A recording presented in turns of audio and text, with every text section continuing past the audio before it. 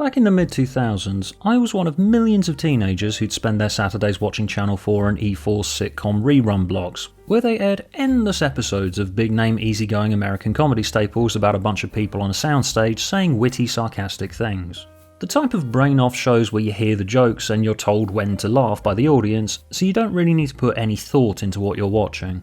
Friends was obviously the biggest staple of this block, but there were other shows peppered in there as well. Will and Grace, Everybody Loves Raymond, and a slightly less remembered show that we're going to talk about in this video called 8 Simple Rules.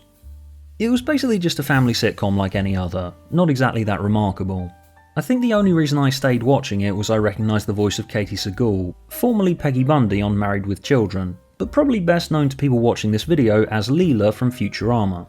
And in some episodes she had a husband, Paul, played by American TV comedy legend John Ritter, most well known as Jack Tripper from Three's Company.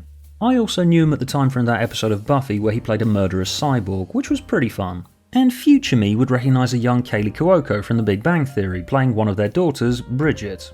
But the more reruns of 8 Simple Rules I watched, something felt off. In some episodes it was usual light and fluffy scenarios where the son wants a monkey, Paul's trying to impress a client, but in some episodes Paul wasn't there, and the family members occasionally referred to the fact their father had recently passed away, and something really didn't feel right about the light and fluffy tone whenever he was mentioned.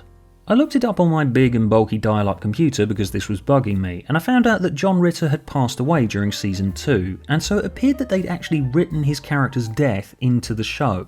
But what I didn't realise when watching these was that there was a 2-part episode that either didn't get aired in this block, or I just missed when they did air it, where they actually dealt with his death directly, where the laugh track was minimal to barely present at all. But we'll get to that, let's do some context first. It started life as an adaptation of the comedy self-help book 8 Simple Rules for Dating My Teenage Daughter by W. Bruce Cameron. And by adaptation, I mean loosely. It does have the same basic setup of a sarcastic father of teenage daughters and one son, one daughter's an airhead, one's basically Lisa Simpson, but the show's more a spiritual adaptation of the book than anything. The same way as in BoJack Horseman, where the TV show Birthday Dad is technically an adaptation of a greeting card. The essence of the book that's been adapted into the show is the depiction of the parent-teenager divide, basically casting the father as a nature documentarian observing the human subspecies known as teenage daughter. These strange, malicious creatures who seek to cause the parent misery at every turn. A lot of this humour from the book is very much of its time, because nowadays when we're used to dramedies that are grounded in reality and have a defined purpose of understanding why our characters behave the way they do, you often read W. Bruce Cameron's style of macho exaggeration claiming that he will only take the blame for the existence of the teenagers that he and his wife caused, and you end up thinking, do you even like your kids? I skimmed through it and there are some moments of self-awareness and self-deprecation, and I'm not saying it's not funny, as it did make me laugh a fair few times, but it reads today more like a warning shot in the boomer versus millennial wars that have been waged in journalism, on the internet, and in households throughout the world for the last 20 years. If anyone was going to pull off this style of humour in a sitcom though, it was John Ritter.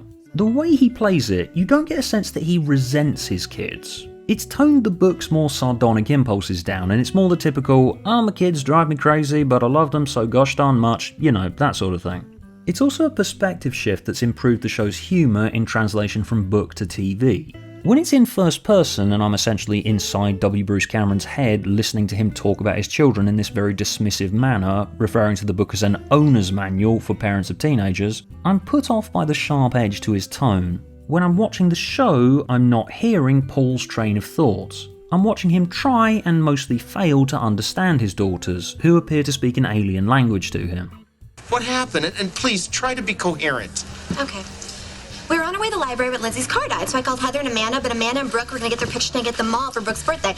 Wendy did one with like his cowboy hat, which was so cute, you wouldn't believe it. It's less a case of internecine warfare between parent and child, and more a case of a communication barrier. For example, Bridget gets caught shoplifting, Paul immediately believes she did it without listening to her side of the story, and it doesn't treat Paul as right to do this. The lesson that he learns here is to listen to Bridget and give her the benefit of the doubt. It's a simple story, yes, it's not too challenging, but it's sweet, you know? And I didn't come away from it thinking that Paul's a bad guy for his initial behaviour here. He's a flawed man learning lessons in how to parent teenagers. That's the point. It doesn't cast him as if he's right already. 8 Simple Rules is actually a lot more emotionally aware than most sitcoms of this type that have slowly faded from people's collective memories. It's not quite on the level of the book's tone of withering resentment, but not quite in the territory of a Hallmark movie where you want to be sick. It finds that nice sweet spot in the middle. Funny plots will play out, the characters will lash out at each other in a funny way, but if there's something serious that needs dealing with, the show will deal with it.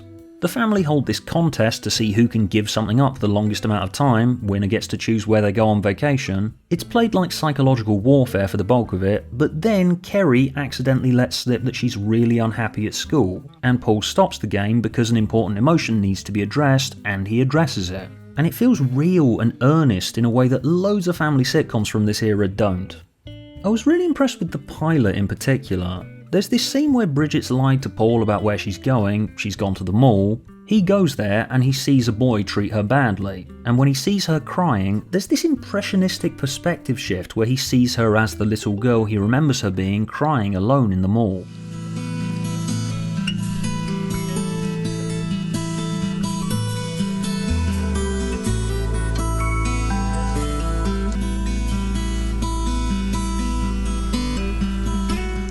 I was genuinely surprised by this sequence, and there are more scenes like this in there. It's much more cinematic than you might have expected of a network sitcom in this period. 8 Simple Rules was there to say incredibly simple things about the experience of parenting teenagers in a slightly more sophisticated manner than most shows with posters that look like this. It also improves on the book by surrounding our sarcastic nature documentarian father figure with people there to question him and point out his own flaws. When Paul's pushing Bridget to get her first job because she's spending too much money and she doesn't understand the value of hard work, Kate reminds Paul about his first job. Oh, is this the pyramid scheme? It was called multi-level marketing, and we sold a damn fine line of vitamins. Paul's a surprisingly well-rounded character. Presented as the voice of reason, someone put upon by his daughters who seem like they're out to actively try and make his life more difficult than it should be, but then he's challenged and asked whether he's really done the right thing here. It might be simple, but it's far from the type of bland boilerplate comedy that you might have expected from a show born from the system of American network sitcoms. The influence is pretty obviously Everybody Loves Raymond. Everybody Loves Raymond is about a sarcastic sports writer and his family life. 8 Simple Rules is about a sarcastic former sports writer and his family life, though there's a lot more focus on the parenting angle in this. I can picture some network executives saying we want a show that's basically like Everybody Loves Raymond, and Ritter and Segall have both carried sitcoms before, they're good at it, and when agreeing to make a show like this, they'd want a sense of safety and reliability. We can pump out 20-something episodes of this show every year about the mild inconveniences of suburban family life to fill the time slot and serve our typical audience's needs. Easy, right? The first 3 episodes of season 2 are typical of 8 Simple Rules. Kate has a pregnancy scare. Kate is Bridget's new sex education teacher. That's awkward and embarrassing, isn't it? Bridget breaks up with her long-distance boyfriend who's away in the military. He goes AWOL and comes back to talk to her. John Ritter was then taken to hospital after suddenly getting sick in rehearsal one week. He was misdiagnosed with a heart attack when it was actually something called aortic dissection. He was taken to surgery, but then he tragically died later that day. He was 54. At this point, the network would probably be considering 2 primary options. The first is to cancel the show. Obviously. The second would be to recast Ritter. But that would take a lot of time and would just feel disrespectful. TV actors have been recast after death before, but Ritter was a very big deal in network TV for decades, highly respected by his peers and the industry at large, not only by his fellow cast members who would obviously be hit very hard by that. So recasting him would basically be impossible to justify. The fact they actually opted for the secret third option to write his death into the show is so utterly bizarre for this genre of TV. You can name me some examples of this happening with minor characters, but Paul was the main character. He took centre stage for most of this show. Network sitcoms can deal with change, but there is a line. Ross and Rachel broke up on Friends, but they could get them back together again, even if it took them another 6.5 seasons to do it. But Paul's death is unfixable. Grief is a process, yes, but it's a topic that if it's suddenly introduced, it will start to consume the story. The fact a simple, fluffy little network sitcom has to deal with this changes it from being a show about the suburban middle-class family experience and into the story of the kids losing a parent and Kate losing her husband at such a tragically young age. And you'd think that no sitcom designed for this slot and this audience would be prepared to deal with something like this in such a public way. But as crazy as it sounds, 8 Simple Rules actually was the best placed sitcom to deal with a tragedy of this kind. Not by design, of course, no sitcom enters into production expecting this to happen, but the fact its sarcastic sense of humour was always seen through an emotional lens, most of which was down to the delicacy with which Ritter approached a sarcastic character, meant that it's not totally out of the question for this show in particular to deal with something real. When Paul goes to comfort Bridget or Kerry when they're crying, sure there are jokes, usually at the expense of Paul failing to understand his daughter's emotions. I am your father. You can tell me anything. Anything. Anything? Stop looking at my pupils. I'm not on drugs. I'm not accusing you. Should I be? He's the butt of the joke, but the jokes are rooted in a sincere effort to connect with and understand his daughters. And if the bulk of this show has been centered around him trying and failing to do this in life, then what happens next becomes even more compelling.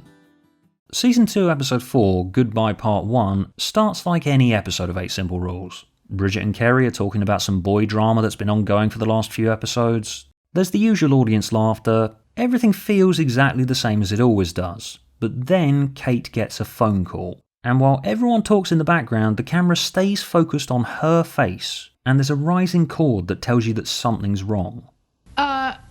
Yeah, this is Mrs. Hennessy. God, you are so jealous. Oh, please. I debuted at number 2 on the hot list. Sorry. Ah, Mom. Gosh. Mom?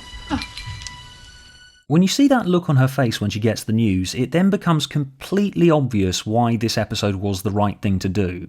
Part of the reason that Goodbye hits so hard is because the purpose of acting is to channel emotions, and the emotions on display in it are quite obviously real. Apparently the cast were all on board. It wasn't as if they were made to do this while they were grieving, and you can't help but admire their strength and their abilities to give performances like this given the circumstances. I really can't think of many TV episodes like Goodbye Parts 1 and 2. There have been shows that put character deaths centre stage of course and done them justice, just not that many that come from this genre, and usually they don't have the real life backstory that this has. There are shows that deal with death by a similar means of focusing on the way everyday life clashes with something so tragic. Best comparison I can think of is The Body from Buffy. Spoiler warning in case you are somehow unaware that Joyce dies. Buffy's mother doesn't die in a finale. It's not a big climactic episode. Buffy just comes home one day and finds her mother dead on the couch. And the episode is mostly about the everyday things that come with such a horrible event. The most captivating bit of it for me was Buffy opening the back door and just hearing the sounds of life going on outside, completely disconnected from the tragedy that's just occurred in her home.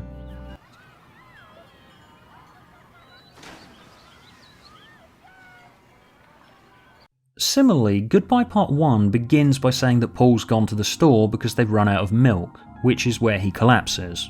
At the end of the day, Rory wants cereal, but he can't have it because they're still out of milk. That simple mundane experience of running out of milk takes on so much more significance when everyone remembers why they have no milk. It's not just the real life backstory that lends Goodbye its power. The way the writers have threaded these events together is shockingly effective. The plot points are incredibly simple. Bridget feels extreme guilt because the last thing she said to her dad was, "I hate you." She said that all the time over the course of the show, never truly meaning it, but the fact it's the last thing she said makes it so much more heartbreaking. The obvious resolution to this being the family find Paul's final article he wrote for the paper, and it's a touching piece about how his kids drive him nuts, but at the end of the day he loves them, and he knows they love him too, even if they might say hurtful things sometimes. Because I know that whenever they insult me, whether it's a "you're an idiot" or an "I hate you" and "I love you" isn't far behind. I think an important point this episode demonstrates is that just because the plot's the obvious thing to do, that doesn't make it bad. Simple, obvious stories can be told well, and they have completely nailed this one. There's also some interesting subtler details that go into making Goodbye what it is. Regular characters show up at the wake and they do deliver jokes and there's slight audience laughter at their lines, but the laughter just feels wrong and uncomfortable in a way that feels completely appropriate given the subject matter. That was a beautiful service. Nice casket. Mahogany, right? Because I love mahogany. Reminds me of a pub I used to go to. Huge mahogany bar. Come to think of it, they used to carry me out of there too. The slightly muted laughter demonstrates the contrast between the form of the show and its content. The barrier between comedy and drama is trodden so delicately in these episodes. I first noticed it in this line from Kate. Can I get you something? Yesterday would be nice. This exchange is written like a joke. It's got a setup and a punchline, but in this context, it's a million miles away from being funny. Goodbye Parts 1 and 2 are an incredible achievement in the field of network TV. They pay tribute to a co-star and comedy legend in a sincere way by letting the audience grieve with them through a narrative that's just bleeding with emotional honesty with every second that goes by. I knew that Katie Sagal was a good actress, but the performance she gives in this scene where she's gone back into their room for the first time since he died is just haunting. You know, the last time we were in here together, he accused me of hiding his socks. No kissing. Sweet talk. So where'd you hide my socks, Kate? Goodbye is just a stunning piece of work. But the problem is it doesn't promise anything in the way of a future for the show. While the rest of Season 2 and bits of Season 3 are interesting, you can't go back after this. A drama might have been able to do something like this, but 8 Simple Rules was a simple show about simple problems. You can't go back after this to episodes where Bridget and Kerry are fighting because Bridget got the lead in the school play because she's the pretty one, but Kerry's the smart one who appreciates the subject matter. Maybe if the entire show shifted to being a straight-faced drama while keeping the aesthetics of a network sitcom, it might have worked. That's part of why Goodbye is so interesting. Because it does look and feel like a sitcom, even though the subject matter and general tone is so far removed from it. But of course then you run into the problem that it would then become a show for pretentious critic type people like the one that I've become in the years since I used to binge watch this type of stuff as a teenager. What 8 Simple Rules was a show broadcast in a time slot and to an audience whose specific requirement was something unchallenging that they could turn their brains off to. And that type of audience and the pretentious critic type of audience only really overlap on rare occasions. 8 Simple Rules tried to skate the middle ground for a while. More characters are brought in, which, you know, makes sense. Kate's just lost her husband, so her family rallies round to support her. Kate's dad, played by James Garner, becomes a regular. And David Spade gets introduced as the screw-up cousin CJ, because David Spade seems to be in every sitcom in this period. It's not quite as horrible an idea as it sounds though. While his character is just the David Spade character, Spade seems to get that the purpose is emotional sincerity, and his usual shtick is ever so slightly scaled back. But a lot more focus gets shifted away from Bridget, Kerry, Kate and Rory all moving on with their lives, and onto the story of resentment between James Garner's grandpa and Spade's CJ.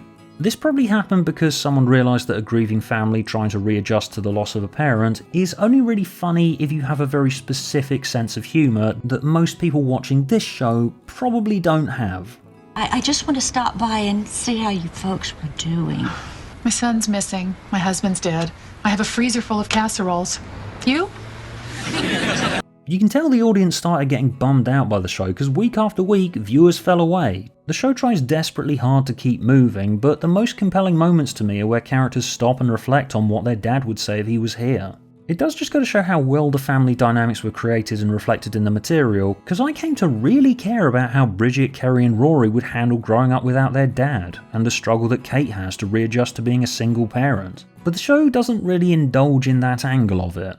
By season 3, this whole soulful angle of 8 Simple Rules, which ran through the John Ritter season and most of season 2, is basically completely gone, and I'm sat there watching a rather grotty little story about the son who's just started high school being too embarrassed to shower after gym class because he hasn't grown pubes yet.